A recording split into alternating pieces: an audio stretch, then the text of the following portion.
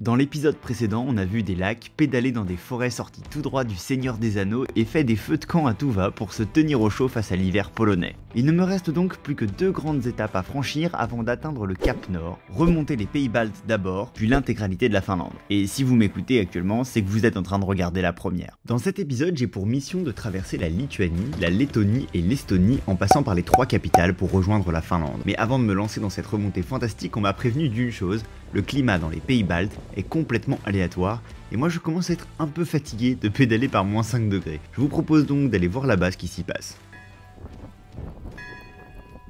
Et comme vous voyez, on est parti de Varsovie. Je suis sur des routes, alors ça, là, si vous vous demandez, là, ça c'est typique polonais là. La route en sable, il la maîtrise à la perfection. Donc on est en direction de Vilnius. On va faire la route aujourd'hui, il y a 120 km à faire et dans les jours à venir, va falloir un petit peu charbonner. Si vous avez vu l'épisode précédent, vous savez que j'étais hébergé à Varsovie par Arthur, une personne adorable chez qui je suis resté un jour de plus pour cause de maladie. C'est lui qui m'a recommandé de longer la Biélorussie pour passer à travers les forêts de Bialystok. Et ça, c'est les routes polonaises. Alors là, le classico, hein.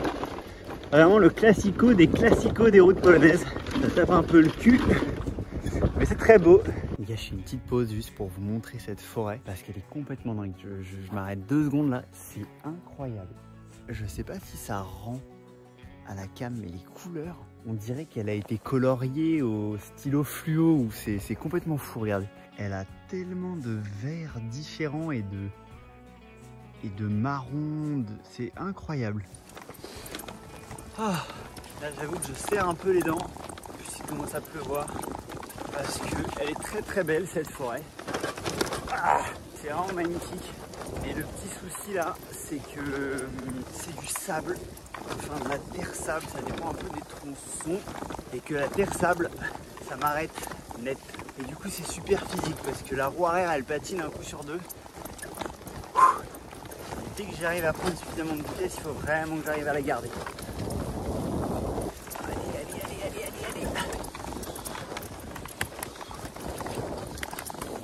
Wow. Dès qu'il y a une zone plus claire, c'est une zone de sable.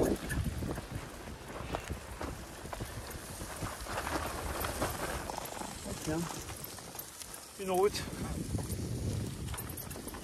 Enfin une route. Je n'en avais pas vu, ceci dit. Allez, aujourd'hui, on passe en Lituanie, dans ces forêts typiques polonaises. C'est vraiment super beau. Bon, celle-là, comme vous le voyez à l'image, elle saute un peu. Elle est pleine de petites bosses et de nids de poules. Mais c'est sublime encore une fois. Elle est là, devant. Ah, je pense que vous voyez rien du tout. Elle est juste là. Le panneau, il est là. Ah, le nid de poule. Le panneau bleu que vous voyez. Lituanie. Oh my god. Juste là. Lietuvos Respublika. Allez là. Bang en fait. Y'a quoi? Lituanie. 21e pays la team. 21. Ah, ça bombarde.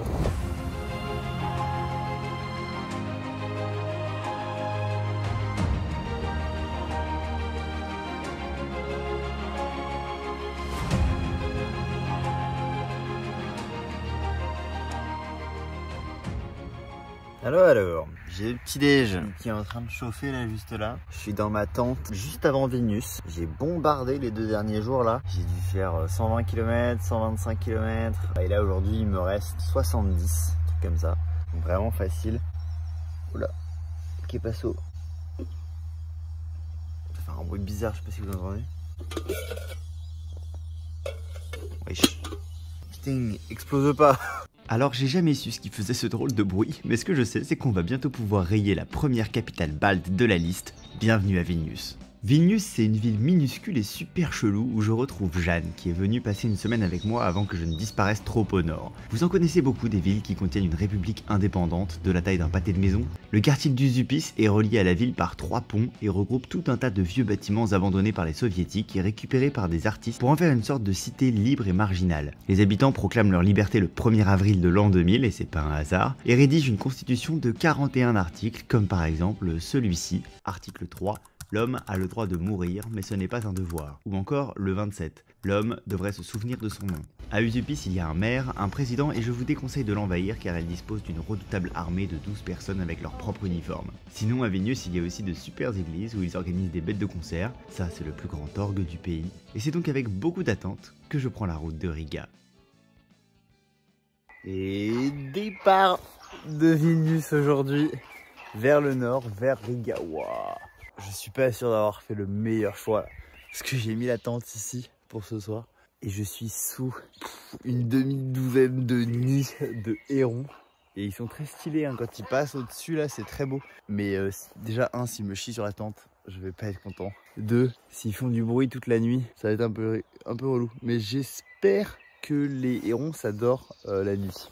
On verra ça demain matin. J'ai vu qu'au milieu de la Finlande actuellement il faisait moins 14 et j'y suis pas tout de suite, mais enfin, non pas qu'au moins 14 je puisse pas le résister hein, mais j'ai pas envie que l'été arrive en fait. Je vais gonfler mon matelas, me mettre à l'abri des caca d'oiseaux. Il y a un petit peu des taches blanches là, je suis pas super confiant. Bref, bonne nuit. Oh, c'est trop. Les hérons ils font un bruit de fou. Je sais pas encore si je me suis fait chier dessus, mais là ils ont fait du bruit toute la nuit. Il fait -1 là, j'ai aucune envie de sortir, il est 6 h du mat. Oh, la lumière du soleil. Ça veut dire qu'il y a du soleil et ça c'est une bonne nouvelle.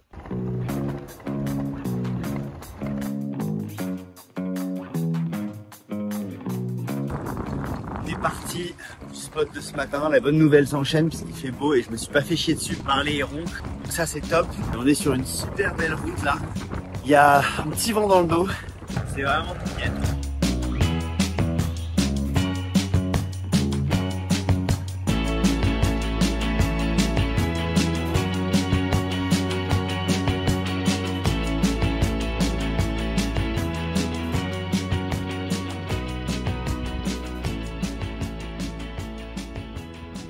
Comme vous le voyez là, j'ai mis ma tente dans une forêt un petit peu moisie par rapport à celle d'hier, je vous l'accorde, mais regardez au-dessus de ma tête. Oh, écoutez, il n'y a pas de héron. Pas de héron. Parce que c'est filou. J'ai regardé là, en installant la tente, je me suis quand même fait un petit peu chier dessus. La petite tache blanche là, c'est quoi ça? Hein? Bon, c'est petit, hein. C'est très délicat, ils ont été très soigneux dans leur travail. Il ne reste pas moins que cette nuit, je vais pouvoir dormir tranquillement. Amen. Les hérons au-dessus du bivouac à ne pas refaire chez soi. Je suis très proche de la route, donc c'est cool parce que demain je vais bombarder. J'ai réservé une auberge à Riga pour demain soir et c'est à 150 km. Donc va falloir envoyer quoi. Alors les petits chocs à pic à l'eau chaude pour bien commencer la journée, ça fait une sorte de mousse là. C'est la première fois que j'essaye. D'habitude j'ai des muesli mieux. Voilà, il est 6 h du mat. Réveil aux aurores, mais le jour pointe déjà le bout de son nez là, c'est trop cool. Dernièrement il fait jour vraiment tôt, donc écoutez, 150 bornes, c'est parti hein. Il est 8 h 30, j'ai fait 25 bornes, je suis parti à 7 h tout pile. Pour le moment ça va bien, j'ai les petits yeux, mais je suis hyper content parce que depuis 2-3 jours, alors vous voyez probablement rien, mais en haut du petit nid là-haut, il y a des cigognes. Je voyais des nids vides depuis la Roumanie en décembre, ils se remplissent enfin et ça veut probablement dire que c'est le printemps ou en tout cas le début et ça me régale. Et après 65 km ce matin là bien envoyé, il est 10 h 30 et je passe à la frontière avec la Lettonie. Hop là, le drapeau lituanien, c'est mimi comme tout. Ouais, let's go Lettonie, 22e pays la team. Ça fait 75 km sur les routes de Lettonie désormais. Ça file en fait. Le Cap Nord, j'arrive la semaine prochaine. Là, je suis en full détente. Je vais à une vitesse, c'est scandaleux. Et l'avantage, c'est que j'ai un petit vent de dos toujours qui me pousse et je crois qu'il va me pousser jusqu'à Riga. Ça, pépite, ça se trouve j'arrive avant 17 h. Machine en fait. Et voilà, 150 bornes. Je vous ai pas montré l'arrivée dans Riga parce que c'est moche. Enfin c'est moche, Riga est peut-être pas moche, hein, je sais pas, j'ai pas encore vu. Ce qui est moche, c'est l'arrivée. Et ça c'est tout le temps le cas dans les villes ou quoi. c'est tout le temps moche. Donc l'arrivée c'est juste des camions et moi qui essaie de trouver mon chemin sur des pistes cyclables improbables qui existent à moitié. J'allais super bien quand je suis arrivé et tout, j'ai posé mes affaires, j'ai toute une grande chambre pour moi tout seul. Donc j'ai mis la tente et tout pour que ça sèche. Demain je vais essayer de visiter. J'ai fait 150 bornes entre 7h et 15h quoi.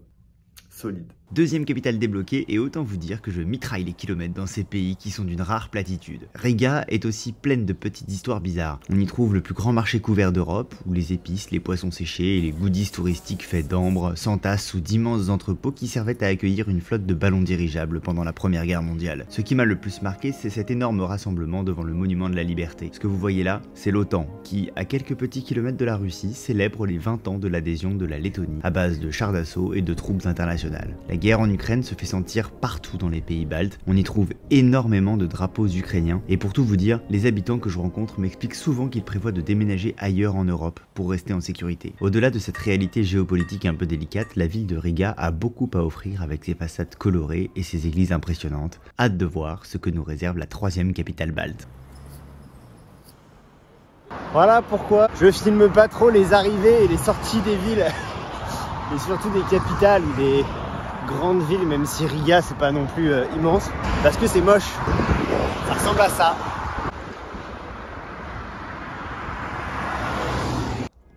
Direction l'Estonie. Magnifique. Dans cette petite forêt de pins qui est on ne peut plus charmante. Non, pas plein de sable, pas plein de sable. Ah, même si là-bas, là, je pense que ça a été brûlé par un feu. Et d'ailleurs, c'est peut-être de la cendre plus que du sable, sur quoi je roule actuellement là. Pas très coopératif avec mon vélo. Je suis à la recherche d'un spot pour ce soir. Et surtout, je suis à la recherche de la mer Baltique, qui est normalement un peu par là-bas. Là. On va essayer de faire un bivouac juste à côté. Je suis parti de Riga tout à l'heure. J'ai un petit souci de vélo, je sais pas trop pourquoi, mais il y a un petit jeu au niveau de tout le pédalier. Il bouge un petit peu latéralement comme ça, je sais pas trop quoi faire. J'aimerais bien que le vélo il tienne jusqu'au bout quand même. Je sais, je dis ça, il reste 5 mois, hein, mais...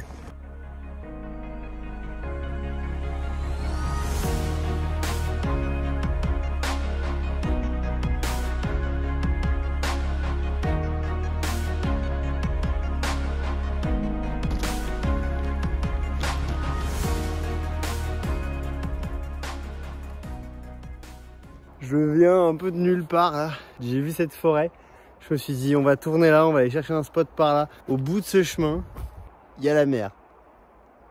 Oh là là. Ah non, j'y suis presque. Ah, juste devant là. Voilà, on s'approche de plus en plus là. Elle est juste là, juste derrière. Incroyable, ça y est. Ah, on y est. Mesdames et messieurs, oh là là là là. Regardez, la mer Baltique.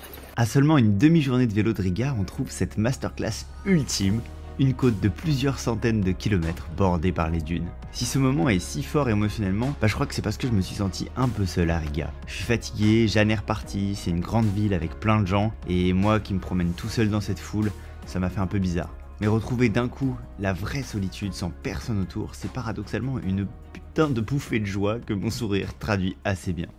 Bon alors là, c'est quand même un spectacle comme j'en ai rarement eu depuis le début de ce voyage. Je suis seul au monde sur des kilomètres, il n'y a personne. On peut même pas me trouver, il n'y a pas de route. Je suis passé par des sentiers là.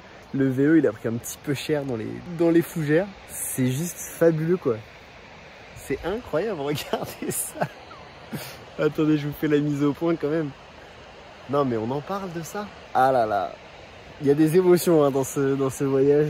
Il y a des émotions, mais alors les émotions des bivouacs réussis comme ça là. Juste la mer quoi. Les pays baltes.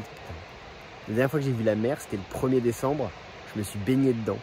C'était la mer Noire. Ça n'a aucun sens. Bon, je vais installer un petit peu mieux la tente, mettre le toit et toutes mes affaires dessous, parce que cette nuit il prévoit de la pluie. Mais juste, j'adore ma vie en fait. Bon l'équipe, bonne nuit. Moi je veux pas fermer la porte tant qu'il y a encore le coucher de soleil, tant qu'il y a encore un peu de lumière, c'est tellement beau. c'est la folie quand même.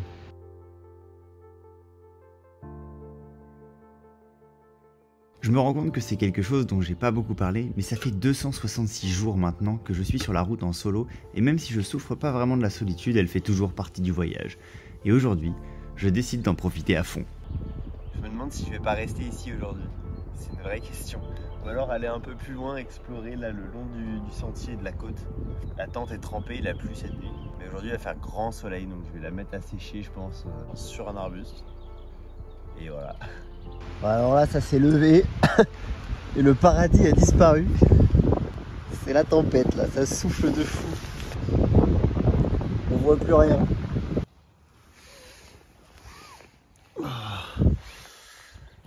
Oh, qu'est-ce que c'est que ça? Un œuf de Pâques. Oh, regardez, un autre œuf de Pâques. Il y en a même deux. Oh, il est là. On s'amuse comme on peut. On se cache ses propres œufs. C'est pas facile tous les jours. Aujourd'hui, je suis parti du bord de la Baltique pour rejoindre les terres sur des routes un petit peu sableuses qui sont pourtant des nationales ici. Et il fait 22 degrés, c'est pour ça que vous me voyez en t-shirt. La température, elles ont pété un câble. Dans 2 jours, ils prévoient du -2 et de la neige. La brigade météorologique est formelle, le climat est cassé. Je m'en plains pas trop là, parce que ça fait vraiment du bien de ne pas avoir à mettre la tente par -5.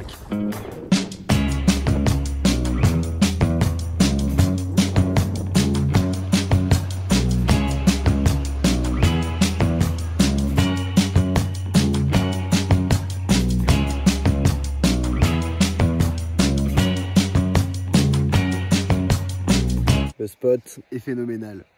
J'ai mis la tente juste à côté d'une petite berge. Là, j'ai le feu qui est prêt au départ. Et juste là, la rivière Goja, je sais pas très bien comment il prononce, dans le Goya National Park, qui est apparemment très très connu en Lettonie, qui est l'un des plus beaux, qui est hyper touristique, il paraît. Bon, là, il n'y a pas grand monde là, comme vous pouvez le voir. Au mois de mars, personne ne s'y est risqué, mais ce qui est génial, c'est qu'avec le changement d'horaire, bah là, il est 19h15 et il fait encore jour, quoi. Donc ça me refait, je suis super heureux.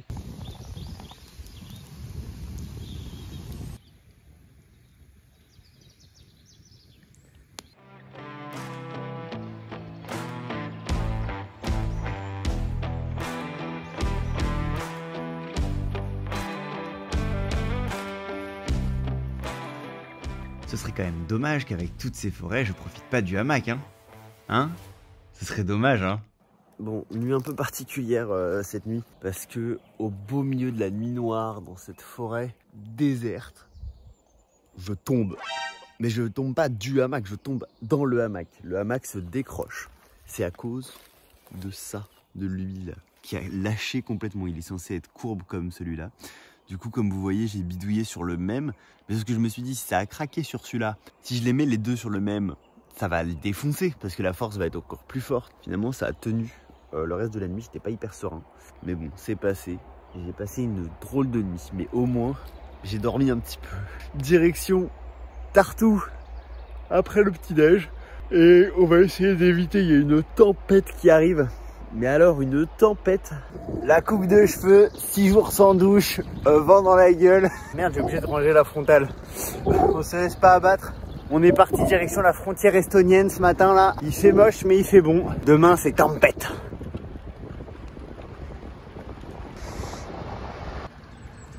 Et hop. Le 23e pays. Par là-bas, la Lettonie. Et ici, l'Estonie. Oh, le coup de stress. J'ai fait une petite pause dans un café ce matin là pour remplir mes bouteilles d'eau. Je repars du café et là d'un coup je sens ma roue arrière qui se barre. Mais elle fait pas semblant, tu vois. Ça zigzague et tout. Là je me dis merde, il y a un truc qui est parti, je sais pas. Et là le pneu à plat de fou. 14 500 km, j'ai crevé. Je voulais que ça tienne et tout et je suis deg en plus. Aujourd'hui je suis un peu dans des délais parce que j'aimerais bien éviter la tempête et aussi je sais pas changer une chambre à air. Ah oui, c'est un petit truc que je vous avais pas dit, mais j'ai jamais changé un pneu de vélo de ma vie. Allez, bonne journée à vous. Accessoirement, ça peut être utile. Et j'ai regonflé, du coup j'enlève les sacoches, tout. Je me dis bon, je tente de regonfler pour voir. Je vois pas d'épines ou de trucs très visibles. Je le regonfle. Et depuis, je roule, hein. Le pneu il est pas en pleine forme, mais il est pas à plat. Et ça fait 8 km, donc je sais pas quoi en conclure. Est-ce qu'il est troué, mais comme j'ai regonflé, bah il perd doucement de l'air, sachant qu'il a perdu très vite l'air. Hein. Donc ça me paraît bizarre. Soit il est pas crevé, et juste il tient quoi. Donc je croise les doigts. J'espère de tout mon cœur qu'il est pas crevé.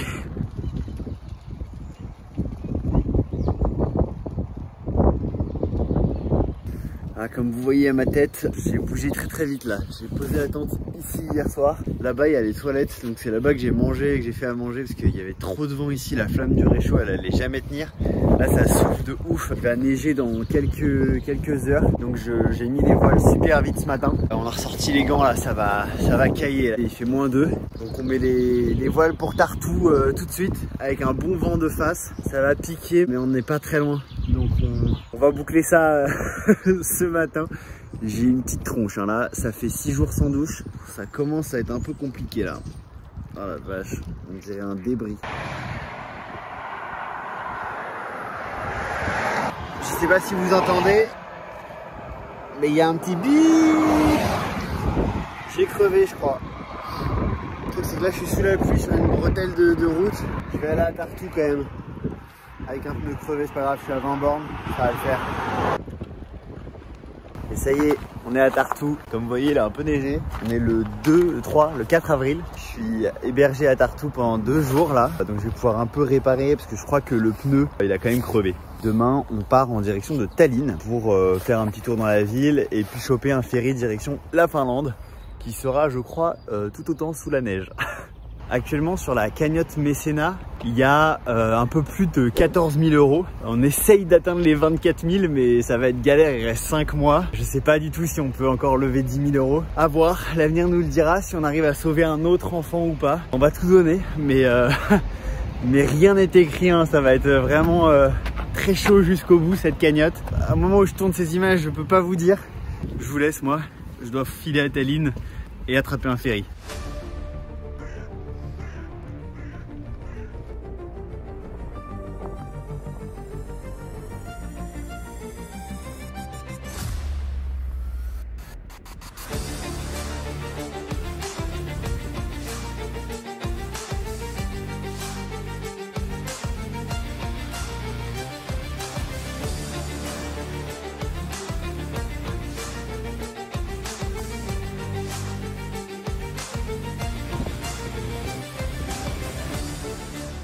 Ah, comme prévu, c'est la bataille aujourd'hui. Il neige. Ah ouais, je suis content. Je trouve ça super beau perso. Ça caille, mais il fait beau. Et j'ai le vent dans le dos en plus, donc c'est plutôt pas mal. Parce que ça me protège un petit peu et ça me fait avancer tout seul. Bon, en revanche, je retrouve un peu la galère que c'est de pédaler sur des routes comme ça et qui sont en réalité super glissantes. Ce soir, je vais essayer de me trouver un abri. J'espère que je pourrai faire un feu parce que j'ai les pieds trempés. L'abri dont je parle, c'est l'un des très nombreux spots qui existent en Estonie et où vous pouvez généralement trouver un toit en bois, des tables de pique-nique et des toilettes sèches. C'est gratuit et ouvert à tous, donc je suis prêt à faire des kilomètres en plus pour m'y réfugier. Alors là, c'est quelque chose, hein. Il y a un silence. Le bruit qu'on entend, c'est juste le vent. Et il neige. C'est hallucinant. C'est tellement beau. J'ai vraiment l'impression d'être un gosse. Bon, par contre, l'abri, il avance pas d'un millimètre là. Je suis lent.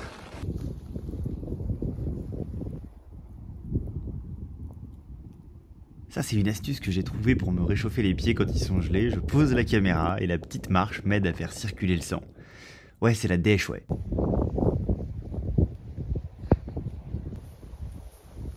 y arrive à cet abri. On y arrive. Alors, comment vous dire? Dans la cabane qui est là, je vous emmène. C'est l'abri que j'ai trouvé, mais vous n'êtes pas du tout au bout de vos surprises.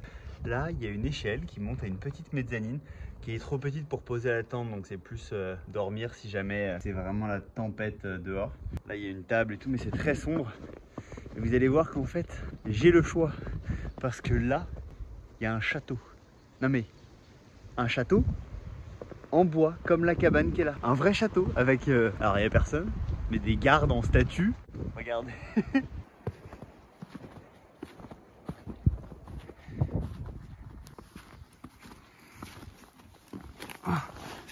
Bon, c'est un peu casse-gueule par contre. J'ai posé mon vélo là-bas et ça c'est mon village.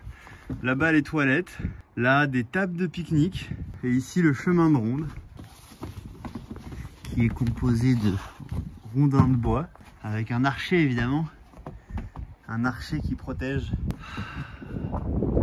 Voilà, là-bas c'est la cabane de tout à l'heure et moi je suis arrivé de là.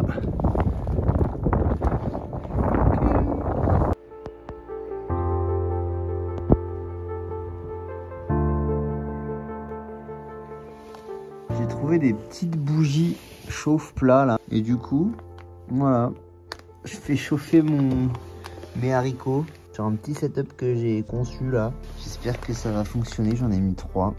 Et dehors le vélo qui demain probablement ne démarrera pas correctement à cause de la glace. Le classique. Heureusement on m'avait dit la vérité et le climat des pays baltes est si aléatoire que la neige fond dès le lendemain matin et je quitte mon royaume sur des routes très propres. En revanche, vous l'aurez sans doute remarqué si vous avez vu les épisodes précédents, je croise assez peu de cyclistes dans ces conditions.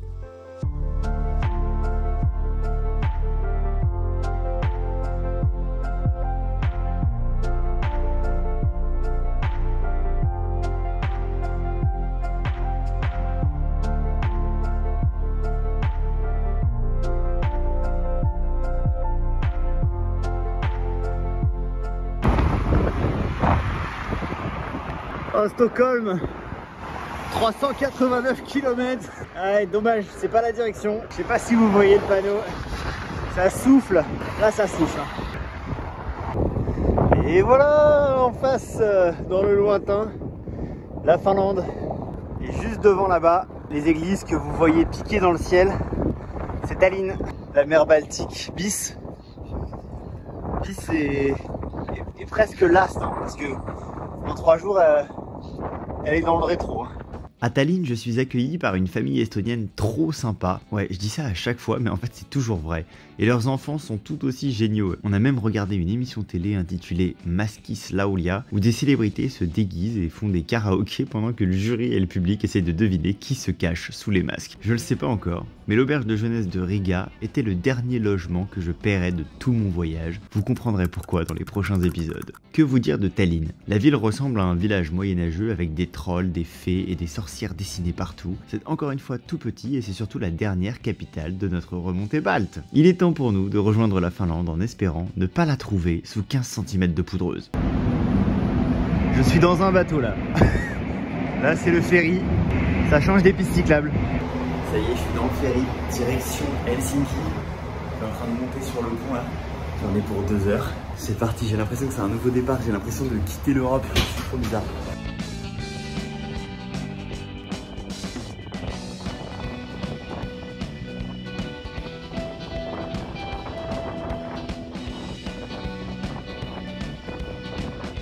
Le ferry est gigantesque et c'est la première fois que je monte dans ce genre de bateau qui ressemble à un hall de gare. Genre, là il y a un dance floor. Je trouve ça légèrement abusé pour 2 heures de navigation, mais bon.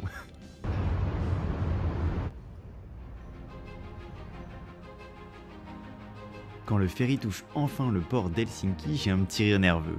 C'est pas de la neige qui m'attend en Finlande, mais bien des icebergs de 6 mètres de large qui flottent à la surface de l'eau. La route vers le Cap Nord s'annonce épicée. Alors si vous êtes resté jusqu'ici et que vous voulez pas rater ça, n'hésitez pas à vous abonner, c'est la meilleure manière que vous ayez pour me soutenir. À la semaine prochaine.